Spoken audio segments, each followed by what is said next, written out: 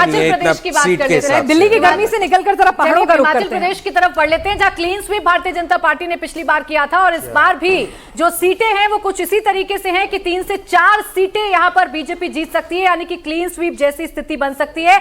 एक सीट है जो कांग्रेस के खाते में जा सकती है, 0 से 1 की रेंज है। और ये सीट कौन सी है भावेश, आप ही बताएंगे। बहुत ज्यादा गेस करने की जरूरत है। मंडी पे मुश्किल में है बीजेपी, लेकिन वहां पे बिल्कुल जो स्टेट गवर्नमेंट है उनके खिलाफ बहुत ज्यादा एंटी इनकम्बेंसी है। उनका अपना जो वीरभद्र फैमिली है उनका वहां पे जनाधार है, वो सीटें उनके लिए बहुत सेफ मानी जाती है। लेकिन स्टेट गवर्नमेंट के बहुत ज्यादा एंटी इनकम्बेंसी, आप मंडी में यदि बात करेंगे तो वहां पे कहेंगे जो कुछ वहां पे बचा कुछ जो सीएम साहब मदद नहीं कर रहे हैं, इसलिए भी कंगना को फायदा हो सकता है। अब ये चलो अंदर की बात है, सर्वे में ये चीजें तो आती नहीं है। लेकिन मैं जो एक चीज मंडी के बारे में मैं अभी मंडी से होके आया हूं, तो मंडी में 10 विधानसभा है जिसमें 6 बीजेपी के विधायक हैं। कंगना को सिर्फ और सिर्फ लाहौल स्पीति और वो मनाली वाली जो बेल्ट है, जो SC ST बेल्ट और आदिवासियों का बेल्ट है, उधर नुकसान होगा। और मंडी पर जब हम बात करते हैं तो अनिल शर्मा फैक्टर को भूल जाते हैं। अनिल शर्मा पूरे तौर पर राजकुमार जी के खिलाफ है, विक्रमादित्य के, और वो सपोर्ट कर रहे हैं उनको। तो अगर आप मंडी में देखेंगे तो मुझे फंसी हुई सीट जो एक दिखाई दे रही है वो शिमला की दे रही है। बिल्कुल मंडी कंफर्टेबली कंगना रनौत जीतेगी। कंफर्टेबली इन द सेंस कि शिमला से जब आप तुलना करेंगे तो शिमला का जो नतीजा आएगा और मंडी का जो नतीजा रहेगा उसमें आप देखेंगे कि मंडी का मार्जिन ज्यादा रहेगा, शिमला वाला अपेक्षाकृत। आगे बढ़ने से पहले राहुल जी इस पर कमेंट जरूर करें। देखिए मैं तो हिमाचल से हूं तो मैं उसी तरह से बोलूंगा। अरे आपकी एंट्री हो गई।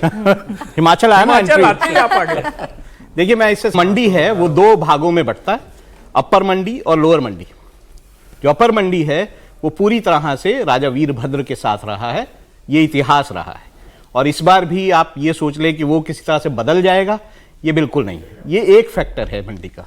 दूसरा फैक्टर ये है कि आरएसएस के अपने लोग जो है वो कंगना रनौत के साथ नहीं है। तीसरा फैक्टर ये है कुल्लू के राजा जो कि बीजेपी के अपने सदस्य हैं, वो कंगना रनौत से बहुत दुखी हैं।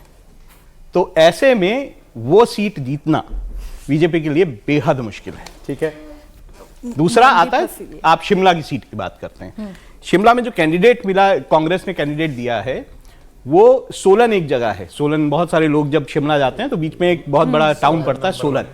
सोलन के जो लोग हैं वो उनके पिता के साथ हमेशा रहे। तो सोलन में अगर ये सेंटिमेंट अभी भी दिखाई देता है कि वो जो कैंडिडेट हैं सोलन उनके लिए वोट करेगा। अच्छा ठीक, ओके। ये बात हुई हिमाचल प्रदेश की। एक सीट, हमारा सर्वे ये कह रहा है कि कंगना रनौत की सीट फंसी हुई है, वो सीट बीजेपी हार सकती है, बाकी तीनों सीटें बीजेपी को जीतना चाहिए सर्वे के मुताबिक। राहुल जी टेंशन में है तो इसलिए लाइटर कर दूं कि सोलन जब जा रहे थे एक बार, तो मेरे एक मित्र ने वहां की धूल उठाई और अपने ललाट पे लगाया। तो मैंने कहा ये क्या कोई बहुत पवित्र जगह है क्या? बोला नहीं, ओल्ड मॉन्क यहीं से निकलता है।